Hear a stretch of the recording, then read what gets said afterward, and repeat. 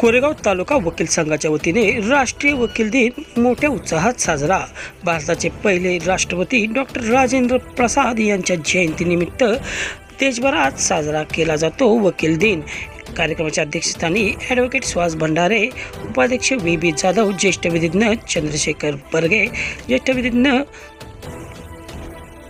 धनंजय बर्गे, सचिव advocate Rohidas Barge, advocate Rajesh Chavan, advocate Vishal Shirtode व अनेक वकील उपस्थित होते। कार्यक्रमाचे स्वागत व प्रस्तावना ॲडव्होकेट राजेश चव्हाण यांनी केले। अध्यक्ष ॲडव्होकेट सुहास भंडारे यांनी आपले मनोगत व्यक्त करताना गेल्या 75 वर्षापासून वकिली क्षेत्रात कोणकोणते बदल घडण्यात आले व त्यानुसार पक्षकारांना कशा न्यायदानाच्या प्रक्रियेत सोयीसुविधा उपलब्ध झाल्या याची माहिती अध्यक्ष ॲडव्होकेट सुहास भंडारे यांनी दिली। अन्यायाविरुद्ध न्याय देण्याचे व पक्षकार व न्यायदेवतेच्या मधील महत्त्वपूर्ण दुवा म्हणून वकिलांकडे पाहिले जाते, असे आपल्या मनोगत प्रभाषणात ॲडव्होकेट चंद्रशेखर बर्गे यांनी मत व्यक्त केले। पुस्तक व पेन हीच वकिलांची प्रमुख शस्त्रे असून नवनवीन कायदे व कायद्यात झालेल्या बदल यासाठी अपडेट राहणे हे युवा पिढीतील वकिलांसाठी महत्त्वपूर्ण आहे, असे मत ॲडव्होकेट धनंजय बर्गे यांनी व्यक्त केले। कार्यक्रमाचे आभार ॲडव्होकेट रोहिदास बर्गे यांनी मानले। कार्यक्रमास advocate R Jadhav, advocate K Bhotkar, advocate K Phalke, advocate Snehal Phalke, advocate Kshitija Mane, advocate Mahesh Godse, advocate Amit Kadam, advocate Vishwajit Ganjal, advocate Vishal Shirtode, advocate Rupesh Gaikwad, advocate Kailas Jagdale, advocate Nita घाडगे, ॲडव्होकेट मानसी कदम, ॲडव्होकेट शुभांगी भोसले आदी उपस्थित होते। आज राष्ट्रीय वकील दिन, सुरुवातीला तुम्हाला सगळ्यांना राष्ट्रीय वकील दिनाच्या हार्दिक शुभेच्छा देतो। आज या कार्यक्रमासाठी आपल्या कोरेगाव तालुका वकील संघाचे सन्माननीय अध्यक्ष श्री सुहास भंडारे, सचिव Rohidas Barge sir, senior Shri Barge sir आणि धनंजय काका, आपण या ठिकाणी उपस्थित आहात। तुमचं या ठिकाणी स्वागत करतो आणि सर्वांना वकील दिनाच्या हार्दिक शुभेच्छा देतो। खरं तर आमचे कार्यक्रम आमच्या तालुका वकील संघाच्या वतीनं या कोरेगाव कोर्टामध्ये चांगले कार्यक्रम आम्ही घेतलेले असतात। दर शनिवारी मला वाटतं लेक्चर असते,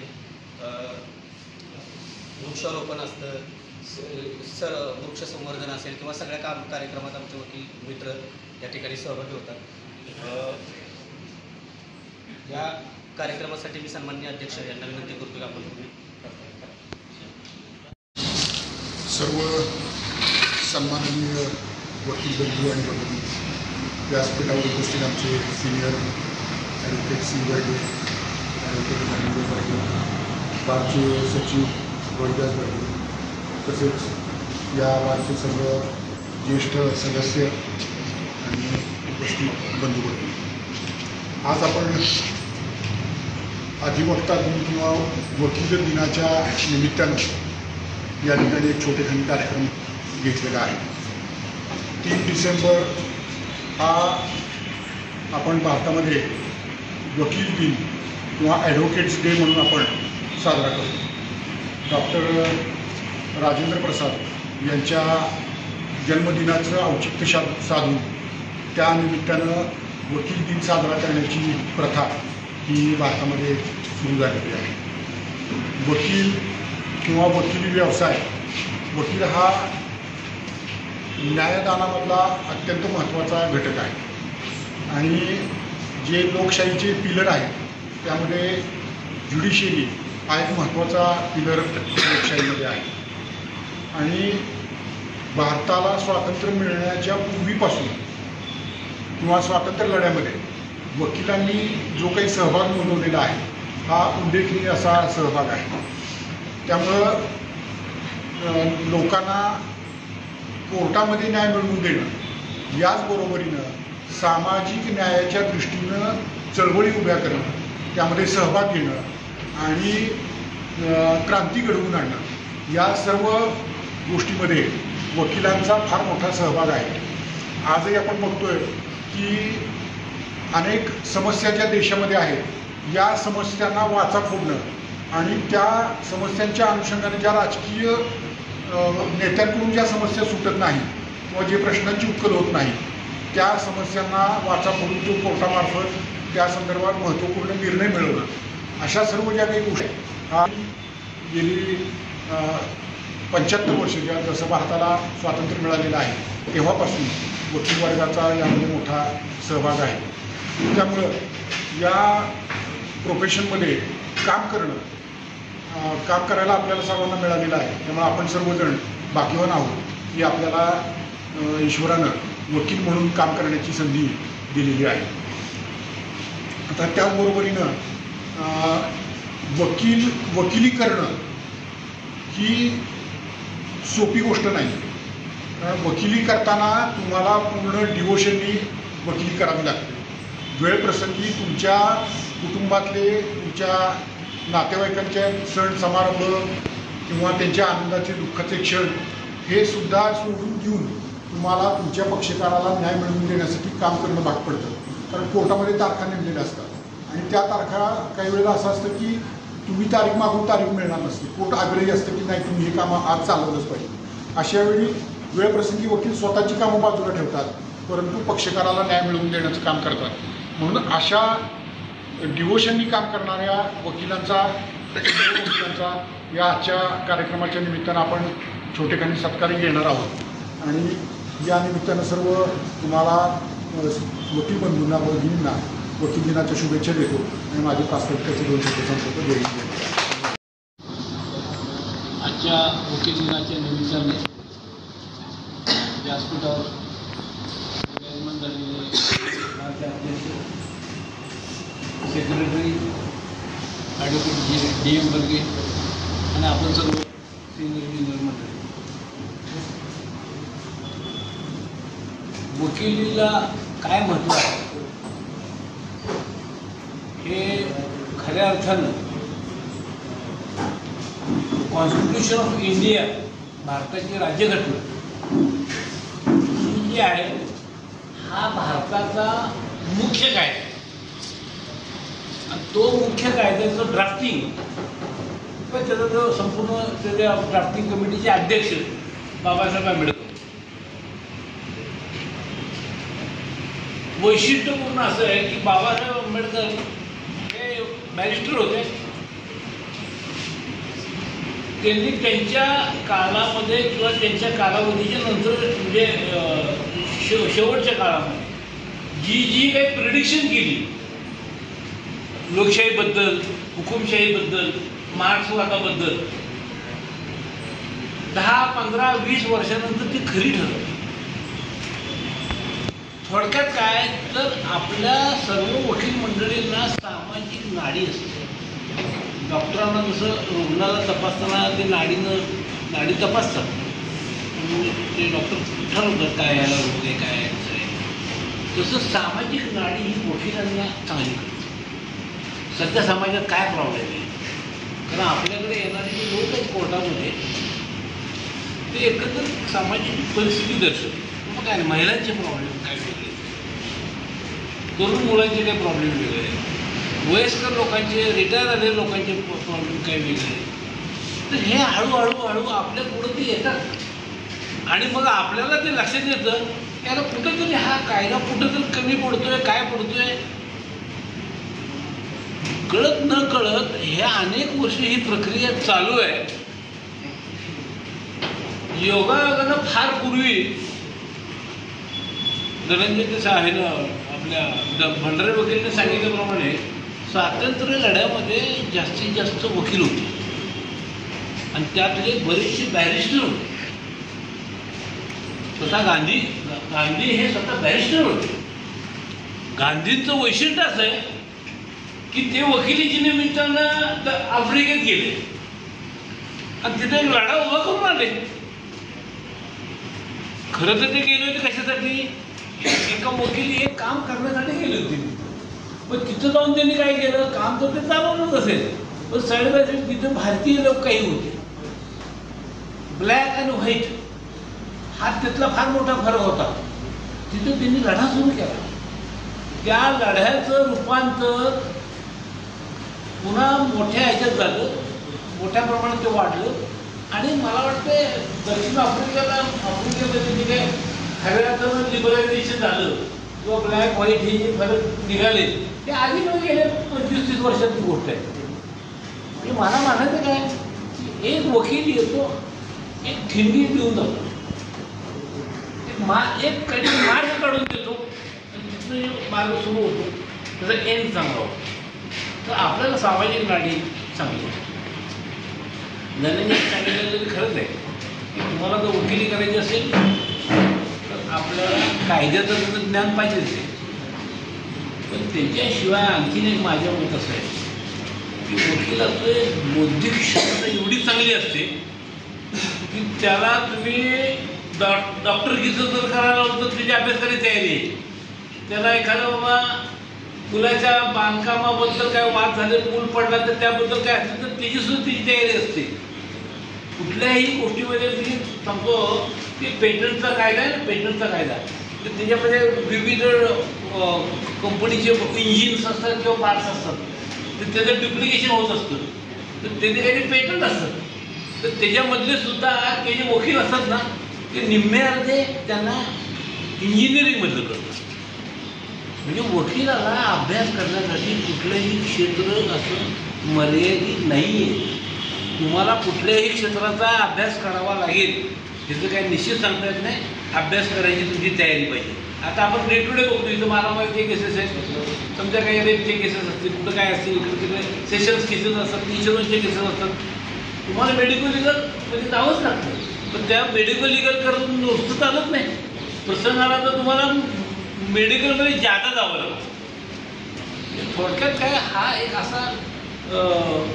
असा एक विषय आहे वकिलीचा की त्याच्यामध्ये तुम्हाला जॅक ऑफ ऑल हा जो प्रकार आहे, जॅक ऑफ ऑल ते आवश्यक आहे. तुम्हाला सगळ्यातलं सगळं कळायला पाहिजे. हां, मग त्यातलं हुडकून काढून कसं ते कायद्यात बसलं ते आपल्याला समजून होतं. तेव्हा हा एक फार महत्त्वाचा भाग आहे. नरेंद्रने सांगितलं तर बरोबर आहे किंवा पेन, कागद, पुस्तक आणि त्यापेक्षा आणखी मी ॲडिशन करतो बुद्धी. वकिलाची बुद्धी फार चाणाक्ष लागते, प्रचंड चाणाक्ष लागते. विशेषतः ज्या वेळेला तुम्ही कोर्टाच्या प्रेमायसिसमध्ये एंटर करता ना त्यावेळेला तुमची बुद्धीची क्षमता चांगली पाहिजे. मला आठवतं आहे आपले मगाची नाव घेतलं आपले हे भाई गुजर मला नेहमी सांगतो कोर्टात येताना शक्यतो उपाशी आहे म्हणजे काय प्रॉब्लेम, उपाशी या, उपाशी येऊन काम चालवा, चांगलं काम चालतं, बुद्धी चांगली चालते. नंतर दुपारनंतर जेवण करा, नंतर दुपारनंतर संध्याकाळी जेवावं. काही जर वकिलांचं तुम्हाला स्पष्ट मत असेल की सकाळी वकिलांनी काही खायचं एमटी स्टमक घ्यायचे, काम करायचे काय, आणि काम केल्यानंतर बाबा जे डोक्याचं काम आहे ते संपल्यानंतर मग तुम्ही येते जेवण करा. का तर पोटामध्ये जास्त वेळ अन्न नसेल पचण्यासाठी, तर रक्तप्रवाह तिकडे जास्त जातो, मेंदूकडचा रक्तप्रवाह वाढतो. त्यामुळं एक हायकोर्टातले एक वकील होते बघा, त्यांचे मी हे वाचलं, मी नाव विसरलं होतं, कोकणात बॅरिस्टर होते. तर ते म्हटले मी ज्युनियर होतो, तर त्यावेळेला म्हटले पैसे नसायचे हायकोर्टात जाताना, तर ट्राममध्ये चढत यायचे म्हणजे त्यावेळी ट्राम होती मुंबई. तर ट्राममध्ये चढताना काय करायचं, ते स्टॉप असायचे ना, तिथे एक सिनियर वकिलांचे पैसे म्हणजे मी उभं राहायचो. ते सिनियर वकिलांच्यावर मी आत जायचो. आत गेलो की सिनियर वकील ते तिकीट काढायचे. मी तसाच कोर्टात जायचो. कोर्टात गेलो माणूस चाणाक्ष होता. मी नाव माहिती नाथपै, बॅरिस्टर नाथपै. तर ते म्हटले कामामध्ये चाणाक्ष होतो. गेल्यानंतर मला कोण ना कोणतरी वकील काम सांगायचं, अरे माझं एवढं काम चालू. पण ते म्हटलं मी 10 मिनिटं वाचून मी चालवायचो. आणि मला सर्वसाधारणपणे 1:30-2 वाजता मला माझ्या पोटापुरते पैसे मिळायचे, म्हणून मी जेवायचो. तर त्याचा हा त्याचा दुसरा भाग आहे की एमटी स्टमकमध्ये राहणं फार महत्त्वाचं आहे. वकिलाला संध्याकाळचं जेवण त्याला अजिबात चांगलं नाही. तर ह्या पद्धतीनं राहणीमान असतं, विचारसरणी असतं. तुम्हाला समाजाची किंवा आता राजकारणामध्ये खरं तर वाईट प्रकार असणार आहे की राजकारणामधनं वकिलांची माघार राहते. कारण राजकारणाचं कळत नकळत कुठलाही पक्ष असू दे काय असू दे पण बऱ्याच प्रमाणात ते ह्याच्यावर करतात. ही दुर्दैवी गोष्ट आहे बरं का, त्याला काही इलाज नाही. काम करण्यापेक्षा मतदानाच्या दिवशी आपल्याला किती पैसे मिळतात अर्थात हे कुठल्या एका पक्षाला नाही, ते सगळ्यांनाच लागू आहे परिस्थिती आहे. आणि ती परिस्थिती खराब होत गेली. आता ती वर्स्ट प्रकारात गेली. कुठेतरी ती दुरुस्त होणं गरजेची आहे. पण त्याला कशी दुरुस्त करायची फार मोठा प्रश्न आहे. पण तो प्रचंड मोठा सामाजिक प्रश्न आहे. म्हणजे पुन्हा राज्याशाही येण्याचे दिवस आहेत. म्हणजे परत काय होईल की एक दिवसाला असं होईल की फक्त पैसावाला की जो मोठा माणूस आहे तोच फक्त राजकारण करू शकेल, तोच एकटा निवडून येऊ शकतो, बाकीचं काम होणार नाही. आणि मग खरं तर बौद्धिक किंवा सामाजिक दृष्टिकोनातून चांगली काम होण्याची शक्यता मिळते. अर्थात हे मॅन टू मॅन हा फरक असतो, नाही असं नाही. तेव्हा हे वकिलीचं हे शास्त्र आहे की वकिलांना जे कॉन्स्टिट्यूशन ऑफ इंडियाने जे सामाजिक दृष्टिकोन आपल्याला दिलेला आहे त्याचा वापर आपण म्हणजे अनेक वेळा जणीचे कोरेगावच्या त्याच्या सुतारवाडीचे हे उतरतून आपल्यातले बरेच जण सरपंच होऊन गेले. काय काही लोकांनी बँके वकील संघाचे अध्यक्ष सन्माननीय वकील संघाचे सचिव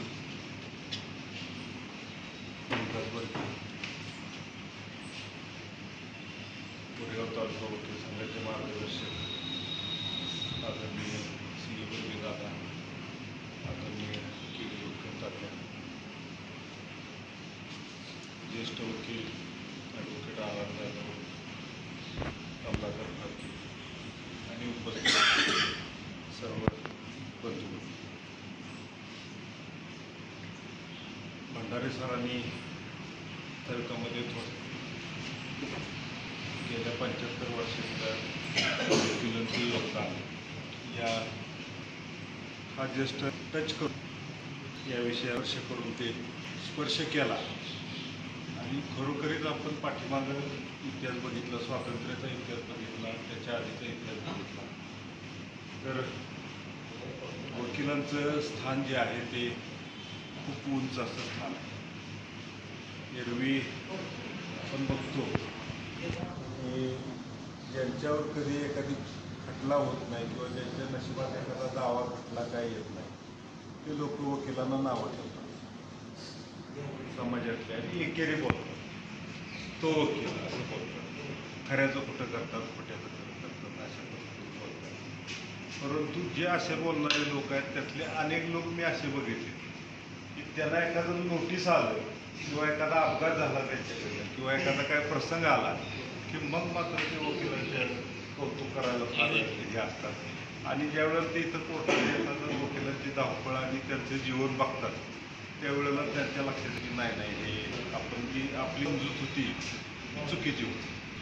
स्वातंत्र्यपूर्व काळामध्ये वकिलांचं योगदान हे खूप, कारण त्यावेळेला साक्षरतेचं खूप कमी होतं, बरेचदा निरक्षर होती आणि एक वैद्यकीय सहाय्यक आणि वकील दोनच घटक असे होते की जे त्यांना त्या समस्या माहीत होत्या. परंतु वैद्यकीय व्यावसायिकांचं जे काम होतं ते प्रामुख्यानं सेवा देण्यात असल्यामुळं डॉक्टर मंडळींचा काय स्वातंत्र्याच्या चळवळीमध्ये तितकासा सहभाग नव्हता. परंतु आपलं जे क्षेत्र असं आहे की ज्याच्यामध्ये लोकांच्या रोजच्या समस्या, सामाजिक समस्या, लोकांच्या वेगवेगळ्या समस्या, ह्या समस्याचा आपल्याला जवळनं बघायला मिळतात आणि जवळनं अनुभवायला मिळतात. त्यामुळं आणि आपला व्यवसाय लोकांच्यासाठी जगणे हा आहे. त्यामुळं न्यायाशी निगडीत असल्यामुळं आपण कुठं काय चुकीचं झालं तर लगेच आपण चौतळून उठतो. आणि लोक पूर्वी वकिलांना भाड्यानं घरही द्यायचे का तर कायद्याचे नाही, म्हणजे कायद्याचे जाणकार आहे. मुलींना पूर्वी लोक नको म्हणायची सून करायला का तर घरी आली की कायदा दाखवेल. परंतु अलीकडे सगळा समाज हे झाला आणि आता बऱ्यापैकी ह्या ज्या अडचणी होत्या त्या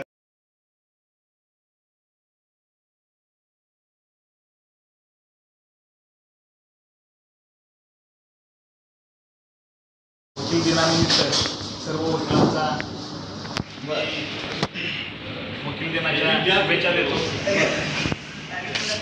खरं तर आपल्या समाजामध्ये वकील एक महत्त्वाचा आणि संवेदनशील असा एक घटक आहे आणि वकिलांशिवाय हा समाज अपूर्ण आहे असं माझं वैयक्तिक मत आहे. आज आपण सर्वजण आमच्या विनंतीला मान देऊन या कार्यक्रमाला या ठिकाणी उपस्थित राहिला याबद्दल सर्व सिनियर ज्युनियर वकिलांचा मी हार्दिक आभार मानतो. त्याचप्रमाणे या कार्यक्रमासाठी पत्रकार नवनाथ पवार हे उपस्थित राहिले आणि त्यांनी सुद्धा या कार्यक्रमाचं चित्रीकरण केलं याबद्दल मी त्यांचं देखील आभार मानतो. त्याचप्रमाणे वकील संघाच्या सर्व पदाधिकारी यांनी हा एक चांगला आणि उत्कृष्ट कार्यक्रम नियोजित केला त्याबद्दल मी सर्वांना आभार मानतो आणि चहा पाण्यानंतर हा कार्यक्रम संपला असेल.